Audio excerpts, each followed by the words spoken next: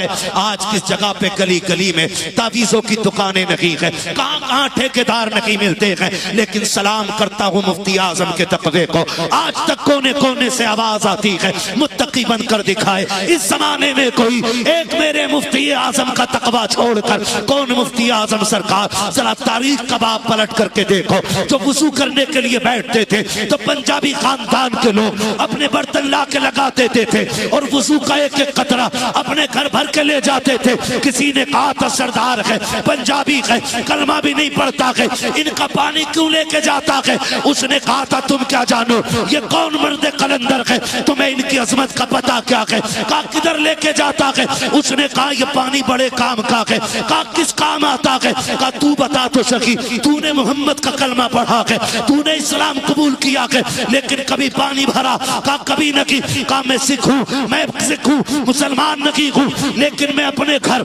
इनके वुजू का पानी टूटने नहीं देता। कहा किस लिए? कहा जब तेरे घर के लोग बीमार होते हैं किधर लेके जाते हो? कहा डॉक्टर के पास लेके जाते हैं। तुम्हारे घर में कोई बीमार हो जाए इलाज कौन करता है? कहा डॉक्टर करता है। उसने कहा पैदा करने वाले की कसम, जब से पानी लेके जाता हूँ किसी को अस्पताल नहीं लेके गया। कहा जब भी कोई बीमार होता है इसके चंद कतरे पिलाते हैं, अल्लाह इस पानी से बीमार को शिफा दे दिया करता है।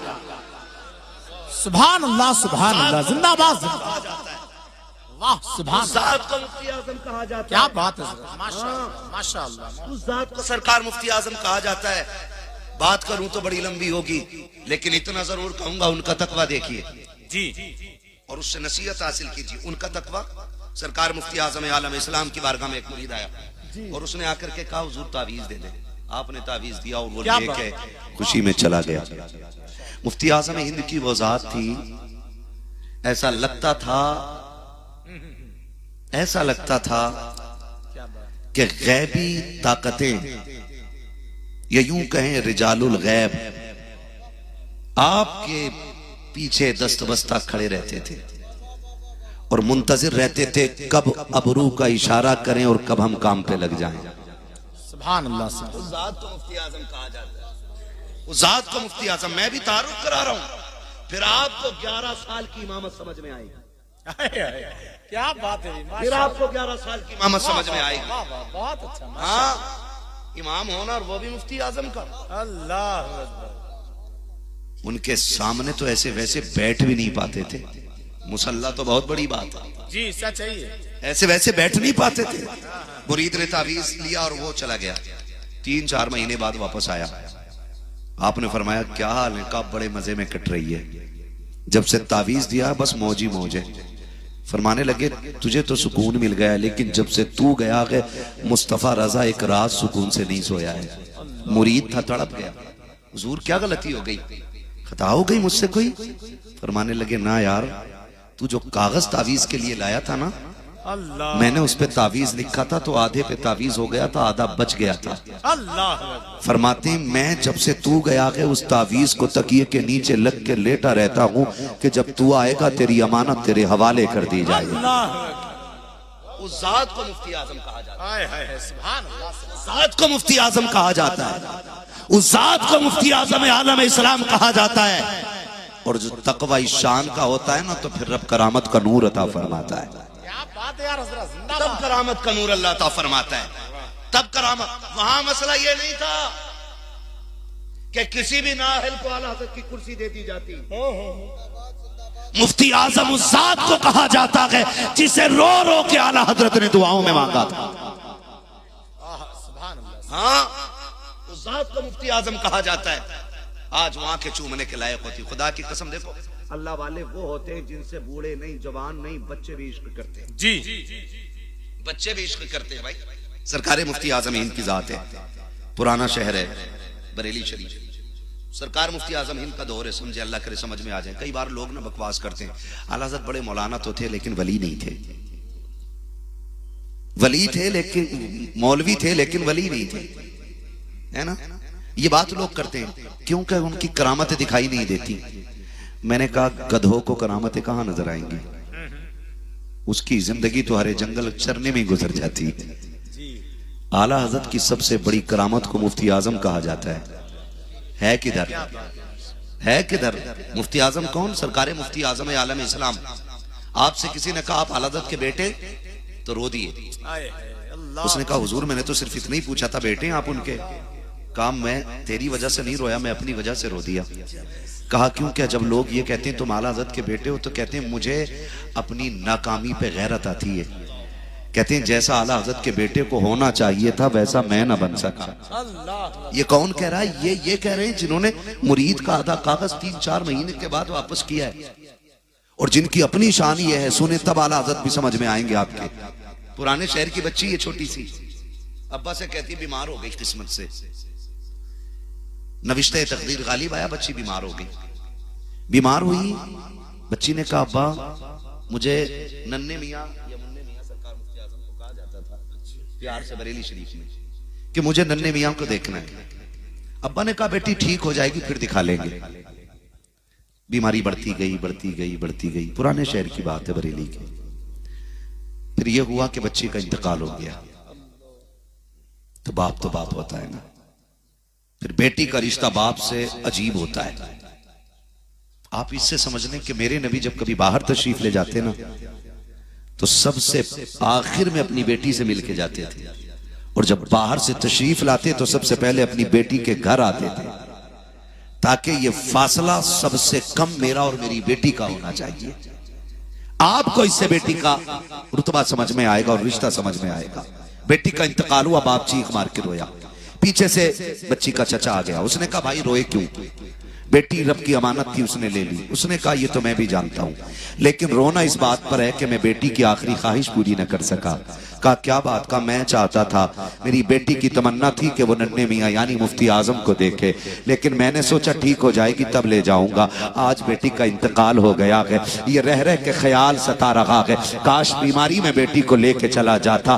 तो भाई ने भाई के कंधे पे हाथ रख के कहा था बेटी का इंतकाल हुआ है, अभी आला हजरत का बेटा सलामत है। कहा कहना क्या चाहते हो? कहा बेटी को गोद में उठा लो, चलो सौदा गिरान चलते हैं। चल के इंतकाल के बाद ही सही, बेटी न देख सकी तो क्या हुआ, कम से कम मुफ्ती आजम की निगाह तो पड़ जाएगी। जब लेकर के आप बाप बेटी के जनाजे को सौदा गिरान की गलियों में आया था, उसके आंसुओं की एक दीवार गवाह थी। ला करके सौदा गिरान में सरकार मुफ्ती आजम के शान अक़दस पे आए, ला करके एक तख्त पे लिटा दिया। सरकार मुफ्ती आजम आलम इस्लाम हालत नमाज में है, नमाज से हजरत फारिग हुए हैं, वजीफे में मसरूफ हो जाते हैं। पीछे बाप भी खड़ा है, बच्ची का चचा भी खड़ा हो जाता है। आपने सलाम फेरा, वजीफे से फारिग हुए, फरमाने लगे क्या बात है? कहा हुजूर दुनिया लुट गई है, बेटी दुनिया से चली गई है। कहा सरकार रोना इस बात पे आ रखा है, मेरी बेटी आपसे बड़ी मोहब्बत करती थी, आखिरी अय्याम में चाहती थी कि आपके चेहरे की जियारत कर पाए।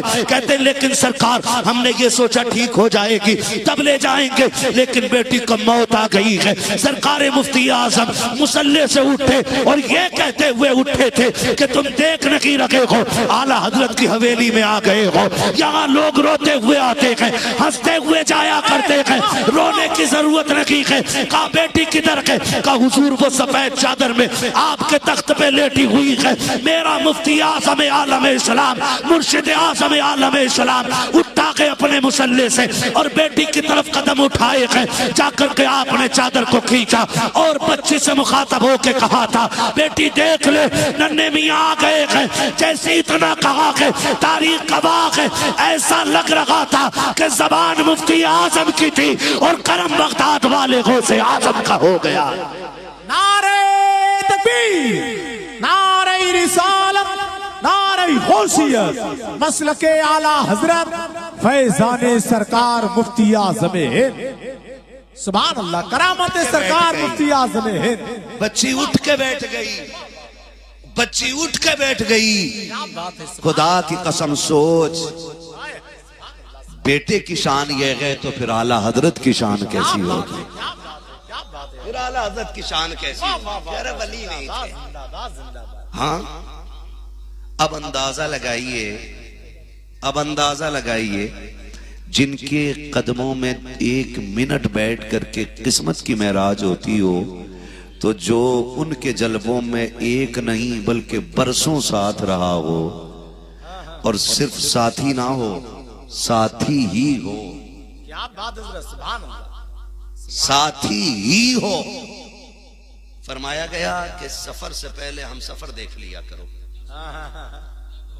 क्या बात, सफर से पहले हम सफर देख लिया करो। तो कुछ तो मेरे मुफ्ती आजम ने कारी अमानत रसूल में झांक के ऐसा देखा होगा ना कि जिसे साथ लेके चलने की सारी शर्तें पूरी होती होंगी। माशाअल्लाह माशाअल्लाह, क्या बात है। और मैं एक बात जानता हूं, ये उर्स की महफिल है, अल्लाह करे हमें उर्स के फयूज़ व बरकात मिल जाए। एक बात जानता हूं, मेरे वालिद भी अक्सर कहते हैं, बेटे या तो किसी के रंग में रंग जाओ या किसी को अपने रंग में रंग लो। क्या बात, दो ही चीजें रखो, या तो किसी को अपने रंग में रंग लो या खुद किसी के रंग में रंग जाओ। मैं क्या बात करूं, किस पीर की मिसाल दूं, किस पीर की मिसाल दूं। चलो मैं सबसे बड़े पीर की मिसाल देता हूं। सबसे बड़े पीर को मोहम्मद रसूलुल्लाह कहा जाता है, सुभान अल्लाह सुभान अल्लाह, और उनके सबसे बड़े मुरीद को अबू बकर सिद्दीक कहा जाता है। सुभान अल्लाह रज़ी अल्लाह ताला, माशाअल्लाह। समझ रहे मेरी बात? में क्या बात है, क्या बात, पीर मुरीद का रिश्ता क्या होता है? क्या बात है हज़रत, सुभान अल्लाह माशाअल्लाह। पीर मुरीद का रिश्ता क्या होता है? ले चल पीर मैड़ के तीर, ले चल पीर, तमाशा बना रखा है लेकर ये चल पीर। ये भी है पीरा मुरीदी का मतलब, समझे? मुरीद वो होता है जिसकी अपनी मर्जी कुछ नहीं चलती है, वो चलता ही पीर की मर्जी से। आज हजरत मसाइल ऐसे हो गए कि जो पीर साहब को बुला रहा वो पीर का पीर बन के बैठा है, अंदर नहीं जा सकते, हुजूर आराम फरमा रहे। हाँ, क्या बात, ऐसा लगता है हुजूर यही है, पीर का पीर बैठ होके बैठा है। अच्छा है भाई, और इससे बड़ा नुकसान पहुंचा है। बहुत ज्यादा। कई चमचों ने ताजुशरिया को बुलाया और दरवाजे पे बैठ गए। हाँ, दरवाजे पे बैठ गए, नहीं तो छोड़े। काश अगर उन्होंने पाबंदियां न लगाई होती तो दीन का और भी काम हो जाता। जी बहुत अच्छा हजरत, और भी काम हो बात जाता। कही है यार, क्या बात। अगर उन्होंने पीर को बाप की बपोती न समझा होता ना तो आज सुन्नियत के और झंडे बुलंद हो गए होते। क्या बात कही यार, बहुत अच्छा, बहुत अच्छा। क्या ये सच नहीं है? मुंबई की जमीन है, हजरत आराम कर रहे हैं, 2 या रात का 1 बजाए 3 बजे है, हजरत कमरे में लेटे, एक ने आके दरवाजा बजा दिया, साहिब खाना बाहर निकल, कौन है? तो मुझे हजरत से मिलना। नहीं हजरत, हजरत ये बात अंदर सुन रहे थे। उसने जैसी डांट के भगाया ना, हजरत ने आवाज दी साहिब खाना को, वो फरमाया हमारा सामान लाओ। कहा क्योंकि हम जा रहे हैं। हुजूर गलती क्या हो गई? फरमाने लगे वो जो दरवाजे पे आके गया है ना, जितनी तकलीफ तूने उसको दी है ना, उससे ज्यादा तकलीफ मुझे हो गई है। अल्लाह वाले दिलों का ख्याल रखते हैं, दिलों का ख्याल रखते हैं।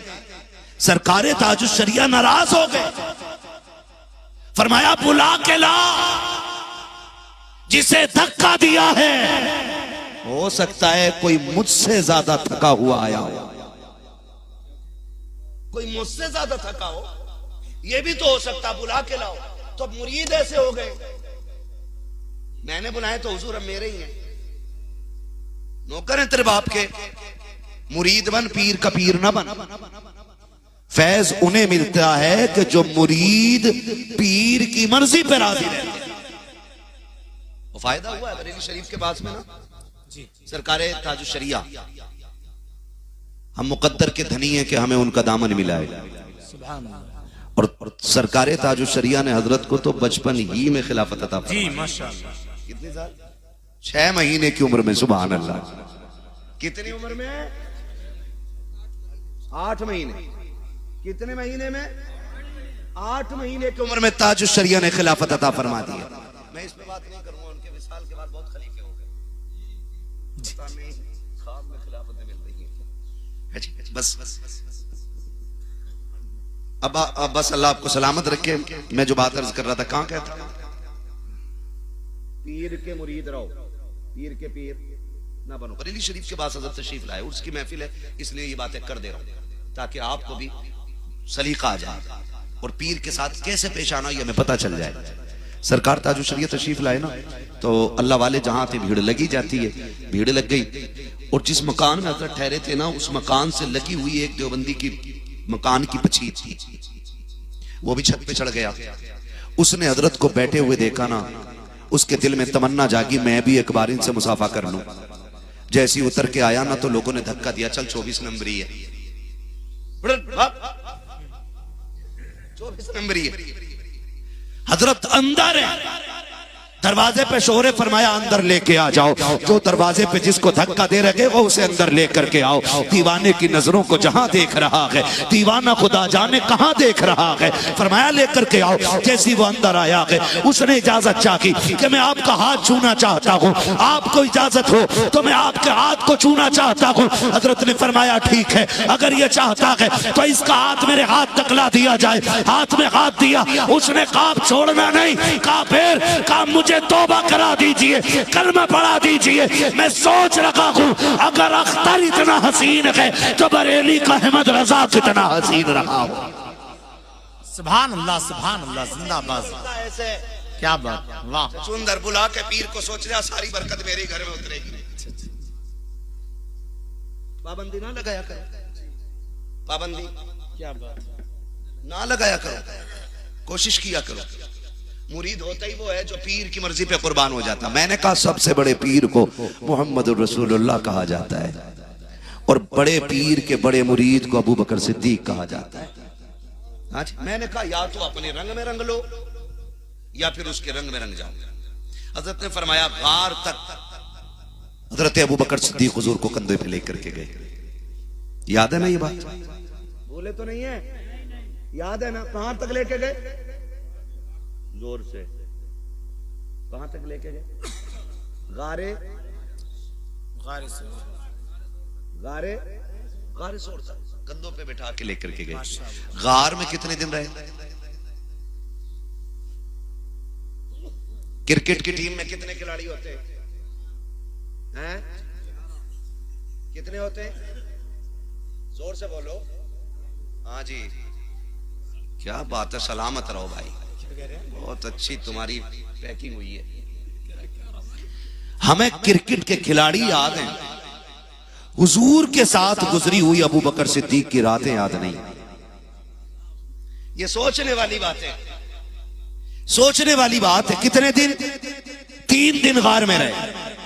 ये सबको पता है।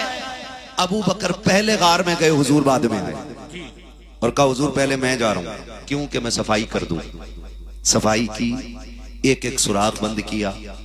ये तो मानना पड़ेगा ना, अब उनकी मर्जी है जो इश्क के दावे करते हैं, लेकिन हम तो ये जानते हैं कि जिस दिल में हुजूर को आना है ना, उस दिल में पहले अबू बकर को आना पड़ता है। हाय हाय हाय, अरे बाबा, सीधी सी क्या बात कही है। वाह, उस दिन में पहले अबू बकर आ रहे। जब अबू बकर सफाई कर देते फिर हुजूर तशरीफ लाते, और अगर फिर भी सुराख रह जाए तो अबू बकर अंगूठा लगा के बैठ जाते। अरे वाह, सुभान अल्लाह। अच्छा ये तो पता ही होगा, सुभान अल्लाह, गार में रहे, गोद अबू बकर की, क्या बात, चेहरा मेरे हुजूर का है। माशाअल्लाह माशाअल्लाह। अच्छा ये 3 ही दिन क्यों रुके? एक रात एक दिन में भी गुजर सकते थे, आराम हो गया था। लेकिन एक दिन मेरे हुजूर ने कहा था मुझे 3 चीजें पसंद है। हुजूर ने अपनी पसंद बताई, फिर अबू बकर ने भी अपनी पसंद छेड़ दी थी। और उसमें जो एक बात अबू बकर सिद्दीक रज़ी अल्लाह ताला अन्हु ने कही थी, कहा था या रसूल अल्लाह, मेरी एक ख्वाहिश ये है कि चेहरा आपका हो, आंखें अबू बकर की हो, और मैं जी भर के आपको देखता रहूं। आज हुजूर ने गोद में लेट के कहा था अबू बकर देख ले, और जी भर के देख ले। अल्लाह से 3 दिन तक देखते रहे, बिना पलक झपके देखा हुजूर को 3 दिन। और पीर मुरीद का मतलब भी अब समझ लें। ये 3 दिन गार में रहे, और उसके बाद जब निकले गार से, मदीने वाले इस्तकबाल के लिए बाहर आ गए। आए कि नहीं बोलो? कहां है? बाहर, जहां हुजूर ने पहला कयाम किया है, जिसको मस्जिद कुबा कहा जाता है। सुभान अल्लाह, मस्जिद कुबा। वहां पे कयाम हुजूर का है, लोग आकर के खड़े हो जाते हैं, इंतजार कर रहे हैं सरकार कब आएंगे कब आएंगे। मेरा नबी अपने यारे गार के साथ सफर करके मस्जिद कुबा के करीब पहुंचा है, जहां आज मस्जिद कुबा है। सरकार बैठ जाते हैं। खुदा की कसम 3 दिन के रंग का आलम यह था, एक तरफ सरकार बैठे हैं, दूसरी तरफ अबू बकर बैठे हैं। लोग दोनों के चेहरे को देख रहे हैं और रंग ऐसा चढ़ा था अबू बकर पे कि पहचान नहीं होती थी अबू बकर कौन है, नबियों में आखिरी नबी कौन है, इन दोनों में से मुस्तफा कौन है, अबू बकर कौन है। जब इसमें लोग शक में पड़ गए तो आशिक हो तो ऐसा हो, आज का खलीफा हो, अगर लोग बराबर हाथ चूमे तो पीर से पहले हाथ बढ़ा देता है ताकि लोगों को पता चल जाए कि हम भी कुछ है। अदब अबू बकर से सीखो। लोग बातें कर रहे थे इनमें मुस्तफा कौन है, उनका यारे गार कौन है। अबू बकर ने जब ये देखा कि लोग शक में पड़ गए हैं कि आका कौन है, गुलाम कौन है, बैठे नहीं रहे, खड़े हो गए, अपने दामन का साया मेरे हुजूर के सर पे कर दिया ताकि लोगों को पता चल जाए जो बैठा है वो आका है, जो खड़ा है वो नौकर है। वाह वाह, जिंदाबाद इसे जिंदाबाद, कहते हैं सुभान पीरा अल्लाह। मुरीदी, क्या बात है, वाह इसे कहते हैं रंग का चढ़ना। क्या बात है, माशाअल्लाह। मैं तो नारे तकबीर। जरा पूरा मजमा अगर जाग रहा है तो अपने हाथों को उठाकर जवाब दे यार। नारे तकबीर, नारे रिसालत, हजरत सिद्दीक़ अकबर, मसलके आला हजरत। सिद्दीक ने जिस तरह उन्हें गार में देखा ना किसी यार ने यार का देखा। सलाम, खैरियत है आप लोग? वाह वाह वाह, खैरियत है सारे? थके तो नहीं है ना अभी? ये मतलब पीर मुरीद का होता। आज तो मुरीद होने का मतलब ही समझता है कि मुर्गी ने अंडा ना दिया, हजरत को फोन करो। कल से मुर्गी घर नहीं आई है, पीर साहब को फोन करो। भैंस ने लात मार दी तो पीर साहब को फोन करो। रे भैंस पीर ने बांधी है, मुर्गी के पर पीर बांधेगा? सच्ची बात ही है ना, अब अहले दिल मिलते ही नहीं। अब अहले दिल मिलते ही नहीं। वो दौर और था कि जब लोग आके कहते थे वो रास्ता बताओ जिससे खुदा मिल जाता है। अब ऐसे लोग कहां मिलते? अब कोई पूछता ही नहीं कि रब का पता बता दो। अब पीर भी जेब का पता रखता है और मुरीद भी सारी डोरियों का ठेका पीर को दिए रखता है। ये नहीं, ऐसा नहीं। खुदा की कसम, अगर आज भी ना, जी आज भी सच्ची बात कहता हूं, अगर चरागे देहलवी होना तो फिर निजाम भी आ जाएगा। क्या बात है हजरत, सुभान अल्लाह सुभान अल्लाह। हाँ? बहुत अच्छा बहुत अच्छा। वो कहा था ना किसी ने, काश मुझको भी कोई महबूब इलाही मिल जाए, मैं भी खुसरू की तरह रक्स करूं, वजद करूं। काश मुझको भी कोई महबूब इलाही मिल जाए, है ना जी? आया करो कभी इनके पास, आके कहा करो वो रास्ता बताओ जिससे खुदा मिल जाता है। तो फिर ये बताएंगे, सुन, हर जुम्मेरात को मजार पे अगरबत्ती लगाना या ना लगाना, 5 मिनट रोज अपने बाप को जरूर दे देना। इस रास्ते खुदा बहुत जल्दी मिल जाता है। बहुत अच्छा वाह। ये बताएंगे, ये कौन बताएगा? आलिम ही बता सकता है। वरना किसी का मुश्किल आ गई, ये कह रहा तू चराग जला 11 जुम्मेरातों को, तो चराग जला रहा। मैं बुजुर्गों के फ्यूज और बरकात का मुनकिर नहीं। आज हम जो भी हैं बुजुर्गों की दुआओं का सदका है। सच्ची बात ही है, हम इन्हीं की दुआओं के सदके में हैं। लेकिन जो सही में अल्लाह वाला होता है ना, कभी वो औलाद को माँ बाप से दूर नहीं करता। मैंने देखा झाड़ू लगा रहे पीर साहब के यहाँ, पैर दबा रहे हैं, वो घर पे बूढ़ी माँ एक दवा की टेबलेट के लिए परेशान है। सर्दी आ गई है, देख लेना नाजिर भाई, कितनी माओं का इंतकाल ऐसे हो जाएगा कि बेटों को पता ही नहीं चलेगा। अगले दिन पूछा जाएगा कैसे हो गए मां का इंतकाल, कि पता ही नहीं, हमने उठ के देखा तो फर्श पे पड़ी थी, हमने हाथ देखा नब्ज गायब थी। कभी सोचा ये फर्श पे क्यों गिर गई? दिल पे हाथ रखना और पूछना अपने आप से कि तू छोटा था ना तो ये कितनी बार उठ के तेरा कंबल चेक करती थी। तू जब छोटा था ना तो कितनी मर्तबा तेरी रजाई संभालने आती थी। आज तेरे बाजुओं में ताकत आ गई तो कह रहा अब्बा की मुझे जरूरत ही नहीं। सुन, कसम खा के कहता हूं, तू बाप को लाख आज भी मुंह मोड़ के बैठ, जिस दिन तू आने में देर कर देता है ना तो कोई तड़पे न तड़पे बाप के सीने में कलेजा तड़पने लग जाता है। गलत नहीं कह रहा हूं, हम रातों के सयाह हैं, हम रातों ही के मुसाफिर हैं। हमने कितने बूढ़े बापों को कंबल लपेटे हुए चौक में खड़े देखा है रोडों पे, और हम ये सोच के गाड़ी रोक लेते, दाढ़ी है यार बाबा है, कोई लंबी दराज उम्र का बंदा है, शायद कहीं जाने वाला होगा। गाड़ी रोकी, हमने कहा चाचा किधर जाना? उसने यूं मुड़ के देखा, कहा बस कहीं नहीं, यहीं तक आया था। रात के 11 बजे हो, बाप रोड पे खड़ा हो, क्यों आए यहां तक? का बेटा दोपहर काम पे गया था, अभी तक नहीं आया है। का बिस्तर पे लेटा नहीं हूं। चेहरा देख के कहता मौलवी लेके कहीं ना जा, बस दुआ कर जा खुदा बेटे को खैरियत से ले आए। खुदा की कसम खा के कहता हूं, तू 6 फीट का हो जाए, तेरी उम्र 32 साल हो जाए, तू एक दिन लेट हो जाता है, बाप रोड पे आके तुझे तलाश करना शुरू कर देता है। लाठी का सहारा लेके बाप रोड पे आ जाता है। कभी एक दिन भी बाप के लेट आने पे बता, कभी तू रोड तक आया है कि नहीं? कभी तूने लोगों से पूछा है कि नहीं मेरा बाप दोपहर हो गई है, मुझे नजर क्यों नहीं आ रहा है, शाम हो गई है, अभी तक आया क्यों नहीं है? कभी तूने किसी से पूछा कि नहीं? कभी पूछ के तो देखा कर, वो दरख्त के नीचे दोपहरी कौन काट गया है, वो किसी के दीवार के साए में शाम तक कौन पड़ा रह गया है? पूछ लोगों से मेरा बाप कहाँ है। हर बाप से पूछो बेटे का रवैया कैसा है, तो वो कहता खुदा ने जैसे बेटे मुझे दिए हैं सबको ऐसे अता करे। कभी बाप बेटे की बुराई नहीं करता है। अगर बेटा एक वक्त की रोटी ना दे, बाप फिर भी 3 वक्त का खाना बताता है, सिर्फ इसलिए ताकि बेटा रुसवा ना हो जाए। आज बेटों से कहना चाहता हूँ, तुम्हें खुदा का वास्ता देता हूँ, अगर ये 10 मरले का मकान बनाया है, अगर 5 माला बिल्डिंग खड़ी है, उसमें तेरी एसी भी है, गाड़ियां भी है, अगर बाप नहीं है तो ये सब की सब बर्बाद है, इनका कोई मतलब नहीं है। सुन, चप्पर डाल ले, बाप को बैठा दे, खुदा की कसम महल में वो दिल नहीं लगता जो बाप के होते हुए छप्पर में दिल लगा कर। क्या बात है, सुभान अल्लाह, सुभान अल्लाह। तू क्या जाने बाप क्या होता क्या है? बात है, तूने जिंदगी किस मोड़ पे लाके डाल दी?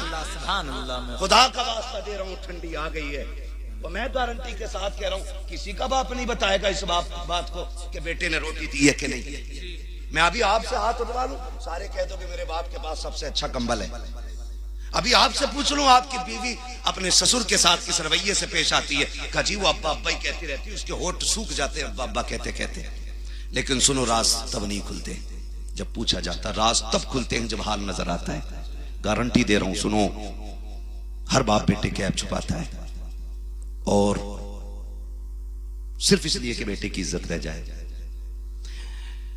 एक बाप पूरी जिंदगी में एक मकान ही तो बनाता है, वो भी तुम्हारे लिए। अगर बुढ़ापे में उसको उसी मकान से निकाल दिया जाए तो मियां घर चूंटी से भी छीनो ना तो उसको भी तकलीफ होती है।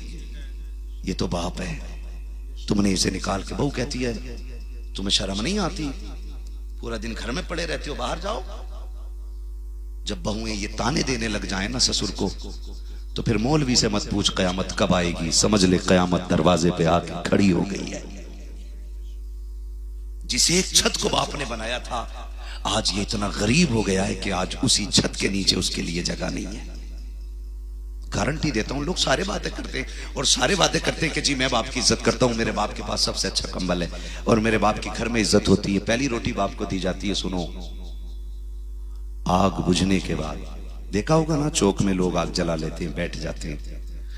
आग बुझने के बाद, लोगों को चले जाने के बाद, राख के ठंडे हो जाने के बाद भी अगर कोई बूढ़ा उस राख के सहारे बैठा है ना, तो समझ लेना इसकी औलाद ने इसके बिस्तर तंग कर दिए। 3 मंजिल मकान होने के बावजूद अगर कोई बूढ़ा तेरी मेरी दीवार का साया ढूंढ रहा है तो समझ लेना इसका घर में रहना इसके बेटों को अच्छा नहीं लगता है। अल्लाह अकबर, अल्लाह। अब लिखो मेरी बात, यहां मजार पे नहीं, बगदाद शरीफ नहीं, करबला शरीफ नहीं, नजफ अशरफ शरीफ नहीं, मदीना शरीफ नहीं, काबे में भी जाके मर जाओ, इस हाल में कि तुम्हारा बाप तुमसे नाराज है, तो काबे में मरने वाले को भी खुदा उस वक्त तक जन्नत नहीं देगा जब तक बाप बेटे का हिसाब पूरा नहीं करा देगा। ये भी लिख लीजिए, ये भी लिख लीजिए। बाप कितनी बड़ी चीज है ना। हजरत अल्लामा बने बैठे हैं, मुफ्ती हैं, मिस्र से पढ़ के आए हैं। गारंटी है बाप ना होना तो डिग्रियां छोटी पड़ जाती है, लकब छोटे हो जाते। बाप ना हो तो कोई मतलब नहीं रह जाता डिग्रियों का। सबसे बड़ी डिग्री तो तब लगती है जब बाप अपने बेटे को नाम लेके आवाज देता है। आज उसी बाप से नाराज होकर बेटे कोई देखने को तैयार ही नहीं, मेरे पीर साहब ने बुलाया, मैं 3 दिन उनके जाके खिदमत करूंगा। तेरा सबसे बड़ा पीर बाप भी है। पीर तो पीर है ही, लेकिन बाप भी पीर है। अगर मुर्शिदे बैत तुम्हारा रूहानी मुरब्बी है तो तुम्हारा बाप तुम्हारा जिस्मानी मुरब्बी है। सीधी बात कह रहा हूं। अगर रूह को निखारता पीर है ना तो जिस्म को संवारता बाप है। ये याद रखिएगा, बाप की कदर कर लेना यार। कभी उठ के चले जाया करो, अब्बा फरमाइए आइए कि नहीं, थोड़ी देर उनके कंबल में लेट के देख कि झूठ तो नहीं कह रहे। लेट उनके कंबल में, अगर ठंडा लग रहा है ना तो अपना भी लाके देते। मेरी बात याद रखना, अपना भी लाके देते ना, क्योंकि ये वो बाप है जिसने तेरी दवाई के लिए मौसम को मौसम ही नहीं जाना था। फिर क्या मेरे अब्बा ने मेरे लिए क्या किया, जिस मकान में दादा ने छोड़ा था उसमें अब्बा ने हमें छोड़ दी। मैं कहता हूं अगर तेरे बाप ने तुझे हलाल लुक़्मे खिला के पाल दिया है ना तो इससे बड़ा एहसान तेरे ऊपर कोई और नहीं हो सकता है। ये सबसे बड़ी बात है। मैं सोच रहा था कि जब कारी साहब किबला हमारे नाजिर भाई को लेफ्ट हैंड से लेने पे टोक सकते हैं तो बता उसकी जायज और नाजायज कमाई पे कितनी गहरी नजर रखी जाती होगी। क्या बात, आप इस पे गौर कीजिए। मतलब ये नहीं कि मजार कितना बड़ा बना है, मतलब ये भी नहीं कि मुरीद कितने लापता ऐसे होते हैं कि खुदा की बारगाह के मकबूल होते हैं। कोई गारंटी नहीं है। तो हलाल लुक़्मे सबसे ज्यादा अहम है। बाप ने पाल दिया, मुझे तो तकलीफ होती है।